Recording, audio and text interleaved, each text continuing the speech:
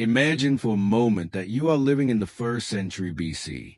You are a tribal leader in the forests of Gaul, or perhaps a British nobleman in the misty lands beyond the Channel, or a Germanic prince on the vast plains beyond the Rhine. Suddenly, news arrives that makes your blood run cold. The Roman legions are approaching. For millions of people over the centuries, these words meant only one thing: the end of one world and the beginning of a completely different one. The story of the Roman legions is not just a story of an extraordinary army. It is a story of how a small city-state on the Italian peninsula managed to conquer and control almost the entire known world of its time, creating an empire that lasted over 1,000 years. But to truly understand the devastating impact of these military forces, we must look into the experiences of those who faced these relentless war machines. When we talk about why the Roman legions were terrifying to fight, we're not just discussing military tactics or better equipment. We're exploring a historical event that completely changed the political, cultural, and social geography of entire continents. The legions weren't just soldiers. They were agents of a civilization-changing force that swept across the ancient world like a force of nature. To begin our journey, we must first understand what exactly made the Roman legion so different from any military force that had come before. The main difference wasn't just their weapons or armor, although these were certainly better. The true Roman advantage was something much deeper and more systematic: the way they thought about warfare, discipline, and military organization. While most ancient peoples viewed war as a series of individual battles, the Romans developed a completely different approach. For them, war was an exact science, a discipline that could be studied, perfected, and applied with mathematical precision. This mindset was reflected in every aspect of their military operations, from basic recruit training to the complex maneuvers of years-long campaigns. The average Roman legionary wasn't just a warrior. He was a military professional trained for months or even years before seeing his first real combat.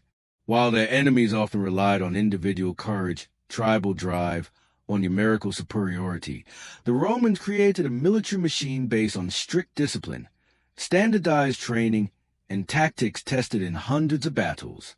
Consider for a moment the training process of a legionary. From the moment a young Roman or allied soldier enlisted in the legions, his life was completely changed. Rising before dawn, marching long distances, carrying heavy equipment, training with swords and shields until movements became automatic, learning to build fortifications and operate siege engines. This was no casual or occasional training. It was an intensive and systematic program that turned civilians into professional soldiers. But training was only the beginning. What truly set the legions apart was their internal organization. Each legion was divided into smaller units called centuries, each commanded by an experienced centurion. These officers were not distant nobles commanding from far away. They were battle-hardened veterans who knew every man under their command and knew exactly how to use their skills on the battlefield. The legion's hierarchical structure was both flexible and strictly disciplined. Each soldier knew exactly what his role was, who his superiors and subordinates were, and how his individual actions fit into the larger strategy. This clarity of command and responsibility meant that the legions could execute complex maneuvers even in the chaos of battle, something that was almost impossible for less organized armies. Now, imagine being a Celtic or Germanic warrior facing this military machine for the first time. You're used to battles that rely on individual courage, where brave warriors charge at the enemy, shouting war chants and relying on brute force and momentum to win. Suddenly, you find yourself facing perfectly aligned ranks of Roman soldiers, each identical in equipment and posture, moving as a single giant organism. The first psychological shock came from the legion's very appearance. While most ancient armies were a mixed collection of warriors with varying equipment, the legions displayed a striking uniformity. Each legionary wore the same type of armor, carried the same distinctive shield, and wielded the same sword. This uniformity was not merely for looks. It communicated a clear message about the organization, discipline, and resources of the Roman state. But the true Roman superiority was revealed when the battle began. While their enemies often launched into disorderly charges, hoping to break the Roman lines with the initial impact, the legions responded with a discipline that must have seemed supernatural to those facing it for the first time. The Romans developed a battle formation that maximized their advantages while minimizing their weaknesses. The classic three-line formation allowed fresh soldiers to replace tired ones during battle, always maintaining a strong and organized front line. This ability to rotate troops during combat was completely revolutionary in ancient warfare. Consider what this meant in practice. While enemy warriors tired after the first few minutes of intense combat, the Romans could maintain their effectiveness for hours. Exhausted soldiers from the front line withdrew in an orderly fashion, being replaced by fresh men from the second line. This rotation continued until enemy resistance was completely broken. But perhaps even more intimidating than their discipline in battle was the way the legions conducted sieges. The Roman art of siege warfare terrified enemies long before any battle began. When a legion approached a fortified city, it didn't just surround it and wait. It completely transformed the surrounding landscape. Roman military engineers were capable of feats that seemed impossible to their contemporaries. They could redirect entire rivers, build bridges over seemingly impossible gaps, and create war machines that could tear down the mightiest walls. During the siege of Jerusalem, the legions built a 4-mile-long encircling wall around the city, effectively creating an open-air prison for its inhabitants. The Romans' ability to rapidly construct fortifications amazed their enemies. In a matter of days, a legion could transform an open field into a complex fortress complete with walls, moats, watchtowers, and even water supply systems. This ability not only protected Roman troops, but also demonstrated their technological and organizational superiority in a visible and intimidating way. What made these constructions even more impressive was that they were built by the soldiers themselves. Each legionary was trained not only as a warrior, but also as a basic engineer, carpenter, and builder. This versatility meant the legions were self-sufficient in a way no other ancient army could match. But let's go deeper into the psychological aspect of facing the Roman legions. To truly understand why fighting them was so terrifying, we need to understand the mental and emotional impact their presence had on the people they faced. The legion's reputation went ahead of them wherever they went. Stories of entire cities being destroyed, populations enslaved, and thousand-year-old kingdoms vanishing from history spread far faster than the Roman troops themselves.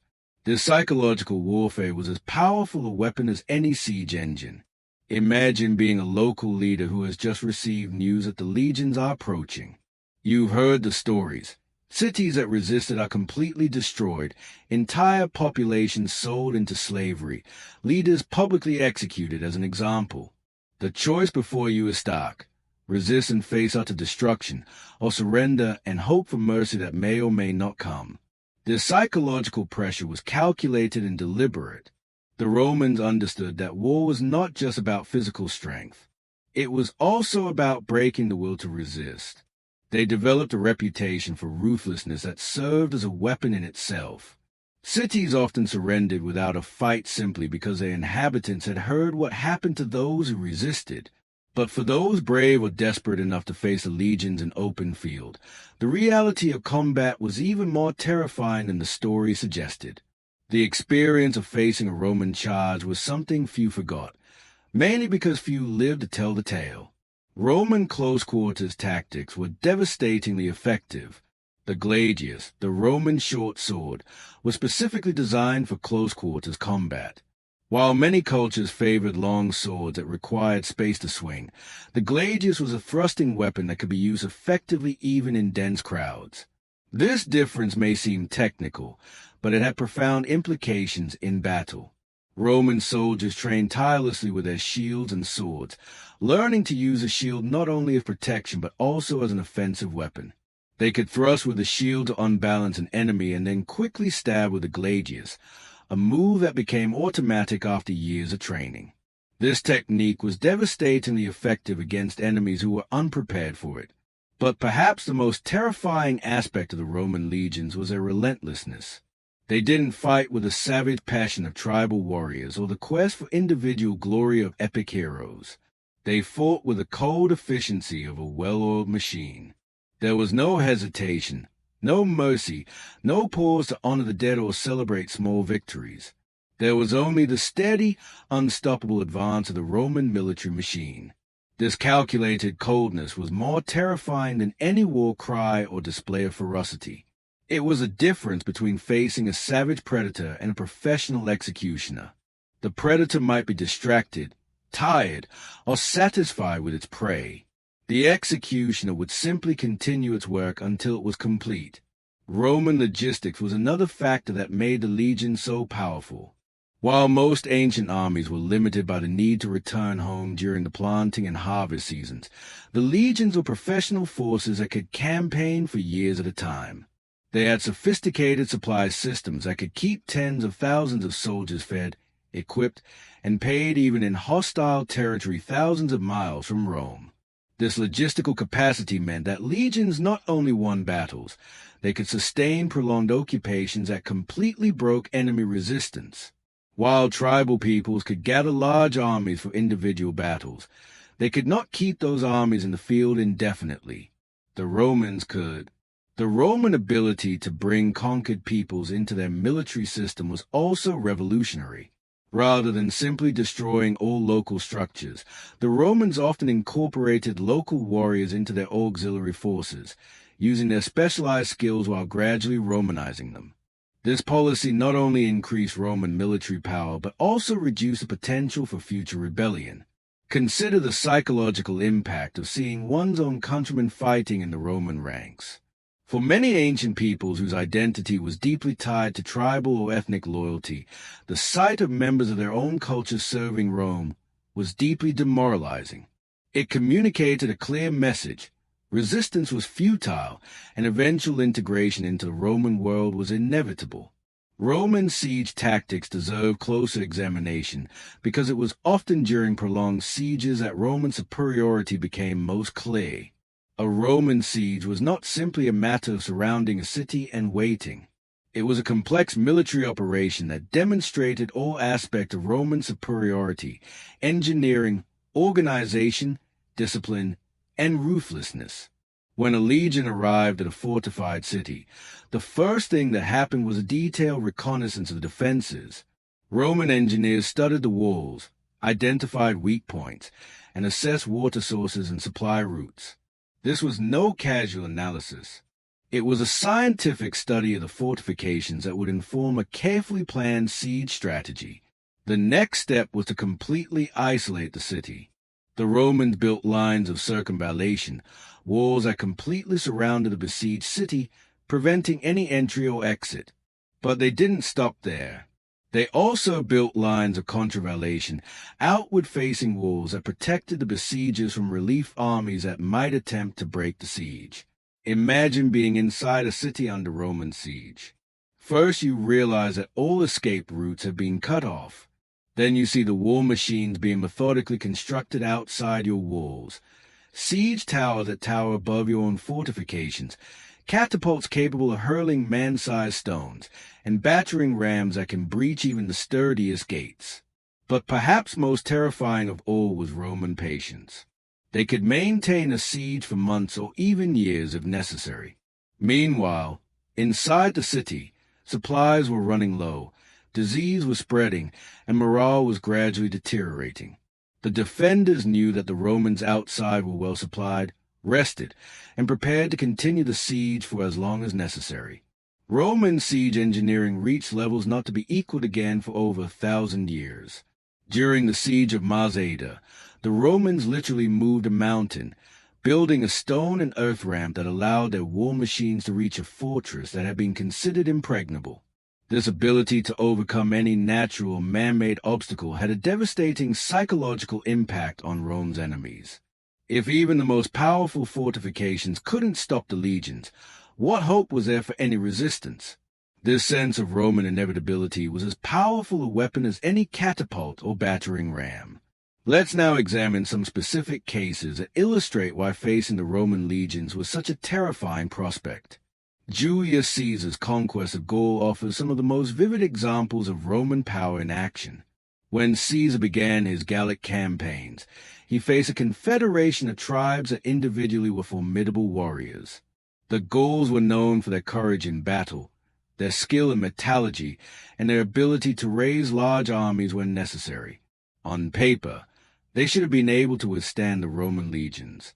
But Caesar consistently demonstrated how Roman organization and discipline could overcome even numerically superior enemies. At the Battle of Bibracte, he faced a confederation of Helvetii tribes totaling over 300,000 people, including some 100,000 warriors. Caesar's legions were significantly outnumbered, but their superior discipline and tactics enabled a decisive victory. What made this victory even more impressive was the way the legions responded when things got tough. At one point in the battle, the Roman forces were attacked from behind by warriors who had bypassed their lines. Instead of panicking, the legions simply rotated their rear formations to meet the new threat, effectively fighting on two fronts simultaneously. This tactical flexibility was something most ancient armies simply lacked. It depended on a level of training, discipline, and leadership that only the Romans had managed to develop. To the Gauls facing the legions that day, it must have seemed like they were fighting a supernatural enemy. But perhaps the most dramatic example of Roman relentlessness came during the siege of Alesia. When the Gallic leader Vercingetorix retreated to this mountaintop fortress, he likely believed he had found position that even the Roman legions could not take. Caesar responded to this challenge with one of the most impressive displays of military engineering in ancient history. He not only surrounded Alesia with a circumvallation line, but also built a second line of fortifications facing outward, preparing for the Gallic relief army that was sure to arrive. When this relief army finally arrived, numbering over 50,000 warriors, Caesar found himself fighting enemies both inside and outside his lines. Any other ancient commander would likely have considered this situation hopeless. But Caesar used the Roman fortifications themselves as a weapon, forcing the Gauls to attack prepared defensive positions while his own troops fought with the advantage of fortified terrain. The result was one of the most complete victories in Roman military history. Not only was Vercingetorix captured and the relief army scattered, but organized Gallic resistance was essentially broken forever. After Alesia, there would never again be a serious Gallic revolt against Roman rule. The conquest of Britain offers another fascinating example of the legions in action, this time against a completely different kind of enemy. The Britons were known for their unconventional warfare tactics, using chariots and using their superior knowledge of the local terrain. When the legions first landed in Britain under Julius Caesar, they faced a type of combat for which they were entirely unprepared. The Britons avoided frontal battles, preferring guerrilla attacks and rapid retreats. Their chariots were a novelty for the Romans, who initially struggled to deal with this new threat. But Roman adaptability once again proved decisive. Within a few campaigns, the legions had developed effective counter-tactics. They learned to use their auxiliary cavalry more effectively, developed formations that could respond quickly to chariot attacks, and began to use the Britons' own mobility against them through coordinated pursuit tactics. Most importantly, the Romans understood that victory in Britain would require more than military victories. They began a systematic campaign of building roads, fortifications, and cities that gradually transformed the British landscape. This infrastructure not only made it easier for the legions to move, but also began the process of Romanization that would eventually transform Britain into a prosperous Roman province. Emperor Trajan's conquest of Dacia represents perhaps the most extreme example of what it meant to face the Roman legions at the height of their power. The Dacians were a formidable people with a sophisticated military culture and impressive fortifications in the Carpathian Mountains. The Dacian king Decebalus had previously forced Rome to accept a humiliating treaty, paying tribute to the Dacians in exchange for peace. But when Trajan became emperor, he decided the situation was intolerable and launched a campaign to conquer Dacia completely. The Dacian Wars demonstrated every aspect of the Roman military machine in full operation. The legions built bridges over the Danube that were engineering marvels, marched through mountainous terrain considered impassable, and conducted sieges against fortifications that had been considered impregnable. But perhaps the most impressive aspect of the Dacian Wars was the sheer scale of the Roman operation. Trajan assembled a force that included not only multiple legions, but also tens of thousands of auxiliary troops, engineers, siege specialists, and a logistical infrastructure that could sustain this enormous force for years of continuous campaigning. For the Dacians, facing this military machine must have been like trying to resist a force of nature. No matter how bravely they fought or how skillfully they used the mountainous terrain to their advantage, the Romans simply kept coming, overcoming every obstacle through a combination of military discipline, superior engineering, and seemingly limitless resources. The end of the Dacian Wars was typical of Roman ruthlessness. When it became clear that his cause was lost, Decebalus committed suicide rather than be captured. Dacia was transformed into a Roman province, its population partially resettled, and its mineral wealth exploited to finance Trajan's construction projects in Rome. But to truly understand why facing the Roman legions was so terrifying, we must also consider what happened after the battles were over. Roman victory didn't simply mean military defeat. It meant the complete transformation of entire societies. The Romans developed a system for dealing with conquered territories that was both brutal and surprisingly effective. Resisting populations were often enslaved or killed, but those who submitted could eventually be incorporated into the Roman world as citizens. This policy created powerful incentive for submission. Local leaders who cooperated with Rome often found they could maintain or even increase their wealth and status within the Roman system. Conversely, those who resisted faced not only death but the complete destruction of their way of life. The process of Romanization that followed military conquest was as impressive as the campaigns themselves.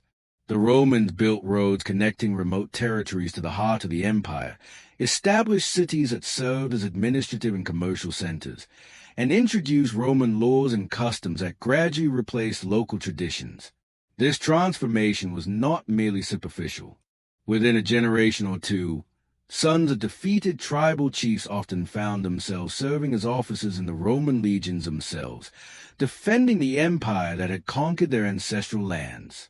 This capacity for assimilation was one of the most powerful weapons in the Roman arsenal. Consider the psychological impact of this transformation on the conquered populations.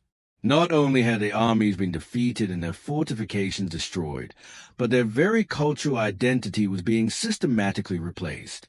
Ancient temples were rededicated to Roman gods, tribal laws were replaced by Roman law, and local languages gradually gave way to Latin. This wasn't a temporary conquest that could be reversed once the conquerors left. It was a permanent transformation that fundamentally changed the nature of the conquered societies. For many ancient peoples, this was literally the end of their world. The economic implications of confronting the Roman legions were also devastating. Rome didn't conquer territories solely for military glory. It conquered them for economic exploitation. Mines were opened, agricultural lands were redistributed to Roman settlers, and taxation systems were put in place that drained local wealth to the center of the empire. This economic exploitation was conducted with the same ruthless efficiency that characterized Roman military operations. Trained administrators cataloged local resources, established tax collection systems, and organized the transportation of wealth to Rome. For populations that had been self-sufficient for centuries, suddenly discovering that a significant portion of their produce was being shipped to a distant city must have been deeply demoralizing. But perhaps the most terrifying aspect of facing the Roman legions was a gradual realization that resistance was truly futile. No matter how bravely people fought, how skillfully they used the local terrain, or how many times they achieved local tactical victories, the Romans always returned, always with more soldiers, better equipment, and improved strategies. This inevitability of Roman conquest created a despair that went beyond the normal fear of military defeat. It was a recognition that an entire civilization was being systematically dismantled and replaced by something completely different. The revolts that occasionally broke out in conquered territories illustrate both the desperation of the conquered peoples and the ruthlessness of the Roman response. Boudicca's revolt in Britain, for example, began as an outburst of justified anger against Roman abuses but ended in massacre when the legions finally responded in force. During this revolt, the Britons initially achieved impressive victories, destroying Roman cities and killing thousands of colonists. For a moment, it must have seemed as if Roman domination could be reversed. But when the legions regrouped under experienced command, they demonstrated once again why facing them was so terrifying. The final battle of the revolt saw a much larger Briton force utterly destroyed by superior Roman tactics. The Britons fought bravely, but their individual courage could not overcome the discipline and organization of the legions. The result was not only a military defeat, but the complete suppression of Briton resistance, so complete that there was never another serious revolt in Roman Britain. Similar stories were repeated throughout the empire. The great Jewish revolt that led to the destruction of Jerusalem followed a similar pattern: initial success fueled by desperation and outrage, followed by Roman retaliation of calculated brutality that discouraged further resistance for generations. The destruction of Jerusalem by Titus's legions in 70 AD represents perhaps the most dramatic example of what it meant to provoke the fury of Roman military power. The siege lasted months, during which the city's inhabitants were reduced to eating hides and even engaging in cannibalism. When the walls were finally breached, the resulting destruction was so complete that it permanently changed the religious and cultural geography of the ancient world. But even in these extreme situations, we can see the cold efficiency that characterized Roman military operations. The destruction of Jerusalem was not an uncontrolled massacre fueled by rage. It was a carefully executed military operation designed to send a clear message to anyone who might consider challenging Rome in the future. This combination of military efficiency and calculated brutality is what made the Roman legions so different from other ancient conquerors. Armies like those of Alexander the Great or Genghis Khan could be equally devastating, but their brutality often seemed impulsive or emotional. Roman violence was different. It was systematic, predictable, and designed to achieve specific political goals. To fully understand the terror facing the legions, we must also consider how the Romans themselves thought about war and conquest. For them, war was not a glorious adventure or display of individual courage. It was a political tool to achieve specific state goals. This instrumental mindset toward violence was deeply disturbing to cultures that viewed war in more heroic or ritualized terms. When Celtic or Germanic warriors entered battle, they often did so with elaborate rituals, war chants, and expectations of glorious individual combat. The Romans simply marched in formation and began the methodical work of killing the enemy as efficiently as possible. This difference in military mentality was reflected in every aspect of Roman operations. While many ancient cultures had taboos about fighting at certain times or places, the Romans fought where and when it was tactically advantageous. While some people sought to minimize civilian casualties, the Romans viewed terror as a legitimate tool of war. The result was that facing the Roman legions meant confronting an enemy that didn't share their own rules for how war should be conducted. This moral and cultural difference often left Rome's enemies psychologically unprepared for the kind of conflict they would face. Roman military technology also represented a significant advantage that went far beyond simple superiority in individual weapons. The Romans developed a systematic approach to military innovation that allowed them to constantly improve their capabilities in response to new challenges. When the legions encountered a new enemy tactic or fortification type, Roman military engineers studied the problem and developed specific countermeasures. This technological adaptability meant that even enemies who initially achieved some success against the legions quickly discovered that their advantages were temporary. Consider, for example, how the Romans responded to the war elephants they faced against Pyrrhus and later Hannibal. Initially, these massive creatures caused real panic in the Roman ranks.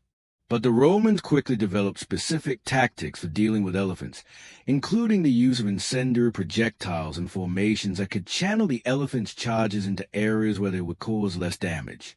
This adaptability extended to all aspects of Roman warfare. When facing Parthian-mounted archers, the Romans modified their formations and equipment. When encountering new types of fortifications, they developed new siege engines. This ability to constantly evolve meant that defeating the legions once did not guarantee future victories. The infrastructure supporting the legions also made it extremely difficult to resist Roman power for long periods. The famous Roman roads were not just engineering marvels. They were strategic arteries that allowed the rapid movement of troops and supplies across vast distances. This communications and transportation network meant that local rebellion could be quickly suppressed by legions arriving from other regions of the empire. Even if rebels managed to defeat local Roman forces, they knew reinforcements would be arriving within weeks or months. The Roman ability to project power across vast distances was something completely new in the ancient world. While most ancient empires were geographically limited by the difficulty of maintaining communications and supplies across long distances, the Romans created a system that could sustain military operations simultaneously across multiple borders. This multi-front war capability meant that Rome's enemies could not rely on distractions elsewhere in the empire to relieve pressure on themselves. The legions in Britain could continue their operations even while other legions fought on the Danube frontier or in the Middle East. The Roman conscription system also contributed to the sense of inevitability surrounding the legions. While most ancient armies relied on men who had other occupations and responsibilities, the legions were composed of professional soldiers who dedicated decades of their lives to military service. This professionalization meant that the legions maintained their skills through constant training. Even during periods of relative peace, soldiers practiced formations, construction techniques, and weapons used daily, ensuring they were always combat ready. Furthermore, the Roman veteran system meant that military knowledge and battle experience were preserved and passed down through generations. Veteran centurions who had served in multiple campaigns trained new recruits, ensuring that lessons learned on one frontier were applied to all others. This institutional continuity was something few Roman enemies could match. While tribes could produce great individual warriors, they often lost military knowledge when these warriors died. The Romans, on the other hand, created a system that constantly preserved and expanded their collective military knowledge. Roman discipline extended far beyond the battlefield to include all aspects of military life. Legion camps were established according to strict standards regardless of terrain or circumstances. This standardization meant that any legionary could find their way around any Roman camp, even if they had never served with that particular unit. This obsessive attention to detail created an operational efficiency that impressed and intimidated enemies. People accustomed to disorganized armies that camped casually were astonished to see legions build elaborate fortifications nightly, only to dismantle them the next morning. Religion also played a role in the legion's effectiveness, albeit in a very different way than for many of their enemies. While Celtic or Germanic warriors might fight with individual religious fervor, hoping for personal glory in the afterlife, legionaries fought with a sense of collective duty to Rome and their fellow soldiers. This difference in religious motivation had important practical implications. Warriors motivated by individual glory could be extremely brave, but they could also be reckless or undisciplined.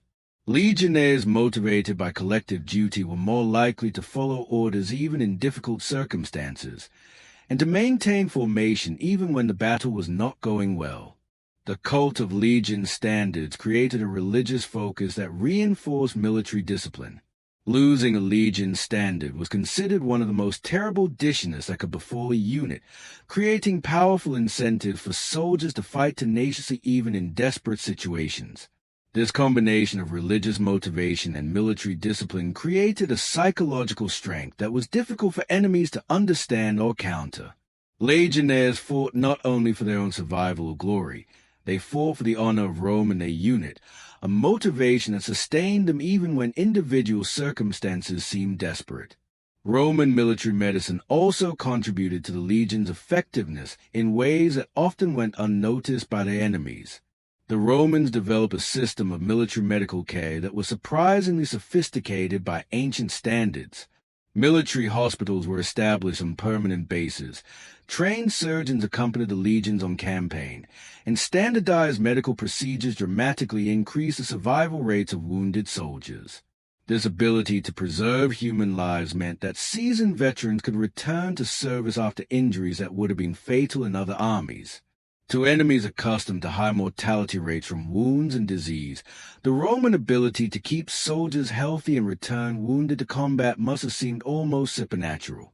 This medical advantage translated directly into a military advantage, allowing the legions to maintain their effective strength for longer periods. Roman military intelligence was another factor contributing to their superiority. The Romans developed sophisticated spy networks that provided them with detailed information on potential enemies long before hostilities broke out. This advanced intelligence allowed Roman commanders to plan campaigns with detailed knowledge of enemy forces, local terrain, available resources, and political dynamics. While their enemies often entered battle with limited knowledge of Roman capabilities, legion commanders typically knew exactly what they were up against. The Roman use of diplomacy as a weapon of war was also devastatingly effective. The Romans were masters at exploiting internal divisions among their enemies, offering favorable terms to some tribes or factions while threatening total destruction to others. This divisive diplomacy meant that few enemies could present a unified front against Rome. Even when large confederations were formed, the Romans often managed to fragment them through a combination of bribery, threats, and promises of preferential treatment. For local leaders facing the approaching legions, this Roman diplomacy created impossible dilemmas. Resisting risked total destruction, but collaborating meant betraying allies and possibly their own culture. Many chose collaboration, further weakening any organized resistance. The Roman ability to learn from defeat also distinguished them from many other ancient peoples. When the legions occasionally suffered setbacks, Roman commanders carefully analyzed what had gone wrong and put in place changes to avoid similar problems in the future. This institutional capacity for learning meant that Roman defeats were often only temporary. The disaster in the Teutoburg forest, where 3 entire legions were annihilated, was certainly a tragedy for Rome. But the Romans responded by developing new tactics for forest warfare and eventually resumed their operations in Germania, better prepared. For enemies who achieved occasional victories against the legions, the realization that the Romans would learn from these defeats and return stronger was deeply demoralizing. It meant that even tactical victories could be strategically counterproductive if they served only to teach the Romans how to fight better. The Roman legion's legacy of terror extended far beyond their immediate military victories. The memory of destroyed cities, enslaved populations, and obliterated kingdoms created a reputation that preceded the legions wherever they went. This reputation functioned as a psychological weapon that often won battles before they even began. Cities surrendered without a fight. Local leaders sought favorable terms of submission, and entire populations sometimes fled rather than face the approaching legions. The cumulative effect of centuries of military victories created an aura of invincibility around the legions that was nearly impossible to break. Even when individual commanders made mistakes or circumstances favored their enemies, the legion's reputation often compensated for temporary tactical deficiencies. The psychological dimension of Roman warfare is often underestimated, but it was arguably as important as any technological or organizational advantage. When enemies believed defeat was inevitable, it often became a self-fulfilling prophecy. The transformation of conquered societies also created a continuing source of power for Rome. Territories that had been conquered by military force gradually became bases of Roman power, providing soldiers, resources, and local knowledge for future conquests. This ability to transform defeated enemies into allies or citizens was one of the most distinctive features of Roman imperialism. While many conquerors simply extracted resources from subjugated territories, the Romans created a system that gradually integrated conquered peoples into the very fabric of the empire. For peoples facing Roman conquest, this meant that resistance was not only militarily difficult but also culturally complex. Resisting Rome meant resisting not just an invading army but a system that offered pathways to wealth, status, and power within a broader imperial structure. This gradual integration created internal divisions in societies confronting Rome, with some factions seeing collaboration as an opportunity while others saw it as betrayal. These internal divisions often weakened military resistance before battles even began. The long-term implications of confronting the Roman legions went far beyond the immediate military consequences. The Roman conquest was not a one-time event, but the beginning of a transformative process that fundamentally changed the conquered societies over generations. Local languages were gradually replaced by Latin, tribal legal systems gave way to Roman law, and traditional political structures were incorporated into imperial administration. This transformation was so complete that within a few generations, the conquered societies became recognizably Roman in many fundamental respects. To truly understand why facing the Roman legions was so terrifying, we must recognize that they represented much more than a superior military force. They were agents of a civilizational system that completely transformed everything it touched. This transformation wasn't necessarily negative for everyone involved. Many people in conquered territories eventually benefited from Roman peace, improved infrastructure, expanded trade opportunities, and access to advanced technologies. But for those who valued ancestral traditions, cultural independence, or tribal political structures, the Roman conquest literally represented the end of their world. The efficiency with which this transformation process occurred was in itself a source of terror. It wasn't simply that the legions defeated enemy armies. It was that they started processes that could not be reversed, processes that permanently changed the nature of the societies they conquered. In conclusion, facing the Roman legions was terrifying not only because of their tactical military superiority, although that was certainly formidable. It was terrifying because it represented a confrontation with a fundamentally different and seemingly unstoppable military, political, and cultural system. The legions combined professional discipline, superior technology, sophisticated organization, effective intelligence, manipulative diplomacy, and a relentless capacity for adaptation and learning. Most importantly, they operated as part of a larger system that could sustain military operations for decades, integrate conquered territories, and transform defeated enemies into components of Roman power itself.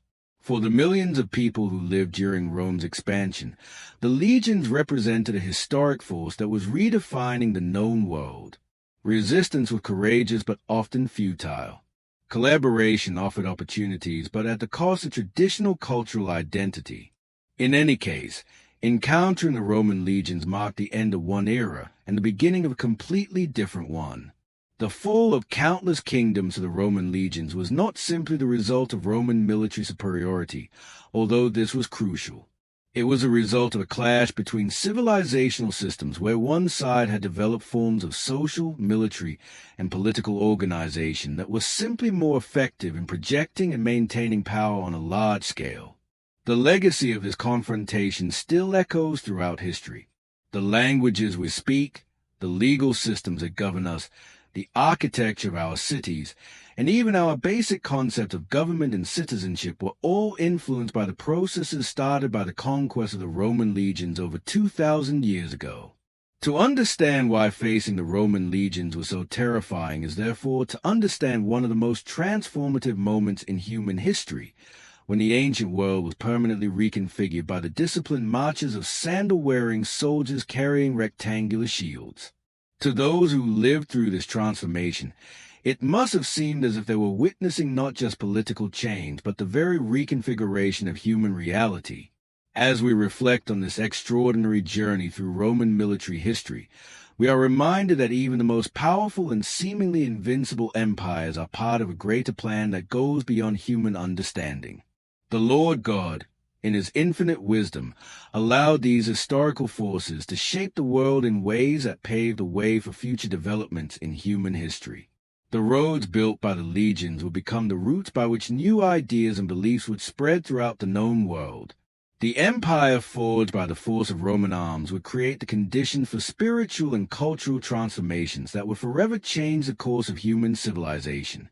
Thus, as we contemplate the terrible power of the Roman legions and their devastating impact on countless kingdoms and peoples, we are humbly reminded that all earthly strength, however impressive, exists within a larger context of divine purpose and eternal providence.